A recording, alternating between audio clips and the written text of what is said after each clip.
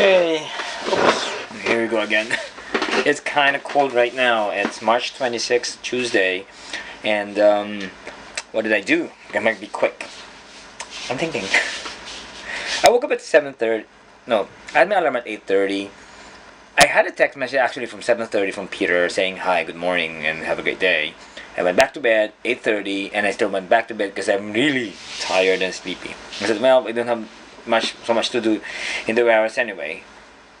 So when 9:30 came, I woke up and had I prepared myself, and I just had my shake, spinach shake as usual from my breakfast, and I prepared myself for like fruit for my lunch, and then I went to the other house. Steve was already out, and Robert was still. Yeah, Robert was supposed to no. Robert sent me a text saying that we're going together.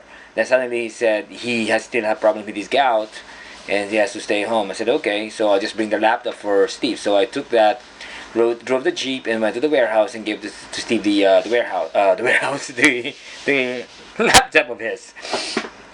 And after that,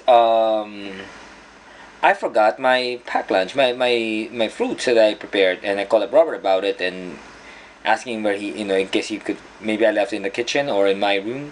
He said it's not in his kitchen, maybe it is in this room. So I said, in case you find it, can you just put it back to the refrigerator? So he did, and Steve already left early, like by lunchtime, and what do you call this? And since there's nothing to do anyway, so he decided just to.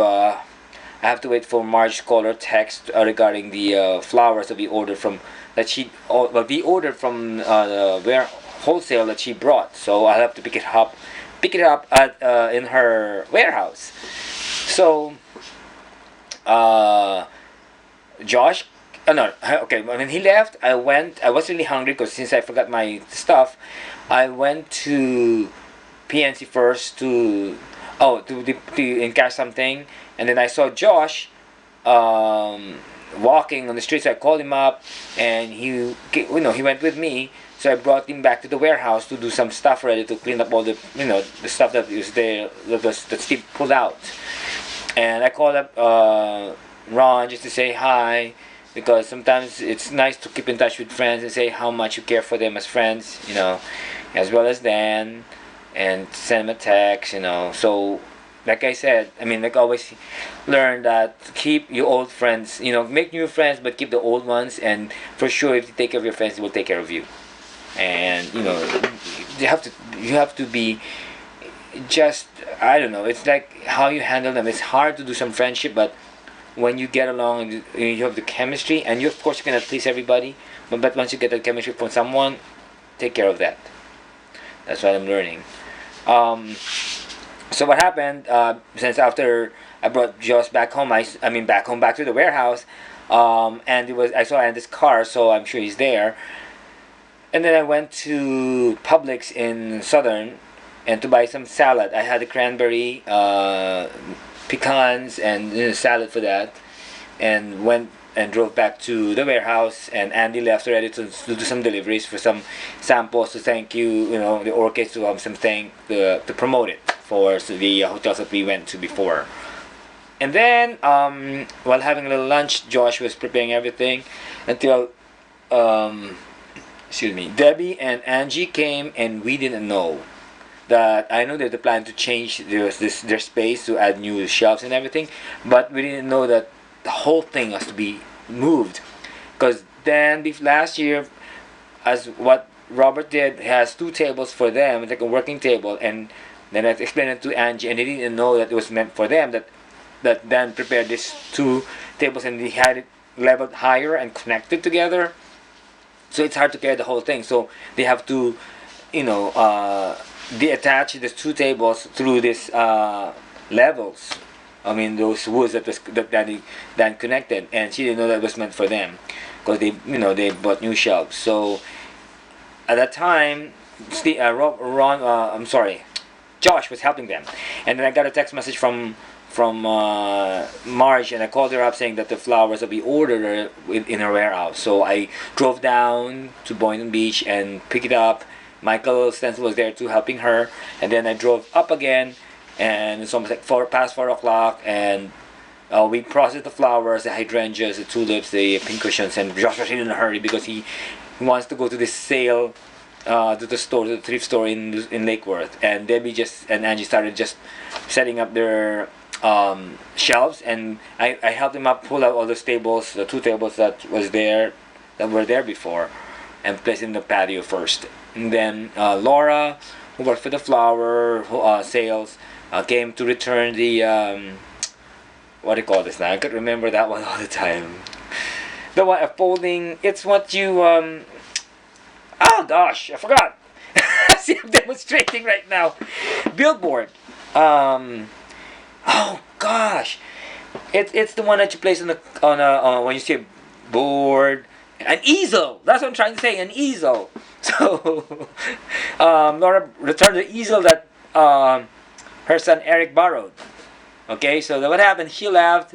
She had a little quickie talk, and she left. And then after we're done with the processing of the flowers, I drove Josh and I joined him to Lake Worth in this thrift store. I don't even remember the name, and it was in front of the CVS. And he bought the shoes that he liked, and I was just canvassing. And then I said I have to go, so he stayed there waiting for the bus to come. I drove back home, and I called up John DeSantis, and was supposed to plan to visit him, but he's not replying. Then I was preparing my salad for my dinner until when Steve called me up saying that would you like to join us for the Passover meal in 2J's, because it's the Passover for the Jewish. I said okay, I'll see, but I have to control whatever I have to prepare for myself for this week. So they came back, and I drove the Jeep with them. We went to 2J's, and then Michael Matola was there. He joined us. And I just ordered soup and salad, but instead of the soup of the day, which is split pea, I exchanged it with matzo ball for Robert's order for the Passover, because he loves beans and split beans, like that, split beans. And so I just had salad, but I also tried the ones for the liver spread, which is freaking awesome. And we thought about Dan, so I saved some of that for him. And we also, after that, I also just tried, taste some of their, like the carrot, sweet potato sidings that I tried a little, and that is good. This is the chocolate macaroons, chocolate covered macaroons, and I love that too. But I have to just taste it. I know I'm controlling, and I'm trying to, use what I have to walk with my talk of what I said, to do the cleansing diet thing. It's hard. And even Stefan Pinto, one who's a very good example of a guy who, from being big, he kept a nice body. And I left a message on his Facebook that I'm doing this, and said, what are your, what kind of cleansing that you did? So I shared about fruits, nuts, and vegetables. And then anyway, thanks Stefan for replying to that. And after that, we had a nice dinner, and then we drove back home, and I watched what did I watch? New Girl, Charlie. I don't remember his name now. Like one of the guys there, where Jess or Zoe's character had a crush on. His father died, and he wants to have Elvis. So even the mother was like she's not comfortable with Zoe, but she helped him out to become Elvis instead. And at the end, of course, it's a good story. And Schmidt was not afraid of dead people anymore, or something like that. And then after I watched Mindy Project, and I really liked it. I liked the Mindy Project thingy, and it was like so natural. It's a different story. It's not really trying to be funny, but it's just like a regular thing. Her co-worker was a doctor, has a best friend in Staten Island who uses drugs, and they learned something in the end. It was cool. Then after that, I watched Smash, of course. I love Smash because it's musical, and it's like a Glee version, but they use new music, the original music itself. They seldom use it like commercial or cover music unless they're in a bar. But during the story, they always sing original music by Mark Scheinman, and I love that. And it inspires me to work on hone my Broadway thing, or the musical itself, or even acting. So that's why I'm always face the camera all the time to practice this.